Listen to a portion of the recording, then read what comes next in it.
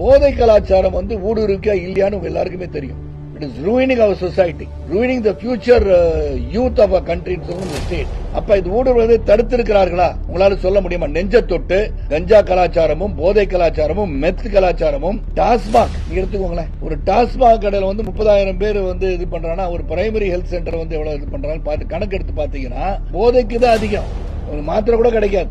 அப்படி இருக்கிற ஒரு சூழல்ல இவங்க ரெவன்யூவே based on only the revenue from TASMAC. அப்ப அது என்ன நடக்குது? அவருக்கு அரசுக்கு ரெவன்யூ வருது, அதையும் தடுக்கிறோம் நினைச்சீங்கன்னா இந்த வருமானத்துல நீங்க என்ன பண்றீங்கன்னு யோசனை பண்ணி பாருங்க. பேக்டிராப் ஆஃப் திஸ் எவ்வளவு பேர் விதவைகளாகிறாங்க தமிழகத்துல மட்டும். ஆல் இண்டியா லெவல்ல புள்ளி விவரங்கள் சொல்கின்றன குடிப்பழக்கத்தினால் அதிகமான விதவைகள் இருப்பது தமிழகத்தில் என்று புள்ளி விவரங்கள் ரெஃபர் பண்ணிக்கோங்க. அப்ப இங்க ஏற்கனவே ஒருமுறை கனிமொழி அவர்கள், அன்பு சகோதரி கனிமொழி அவர்கள் எவ்வளவு தூரம் நாங்க வந்தோன்னு முதல் கையெழுத்து டாஸ்மாகை ஒழிப்போம் என்று சொன்னார்களா இல்லையா? அவங்களே சொன்னதுதான் தமிழகத்தில் அதிகமான விதவைகள் உருவாகுவதற்கு காரணம் இந்த டாஸ்மாக் கடை தான் அப்படின்னாங்க. இன்னைக்கு அதுக்கு நீ என்ன சொல்றீங்க? Have you not found any other alternative revenue source? உங்களால முடியல இல்ல? அப்ப you are not developed the state. உங்களால இண்டஸ்ட்ரியல் ரெவல்யூஷன் உருவாக்க முடியல, எதுவுமே நடக்கல.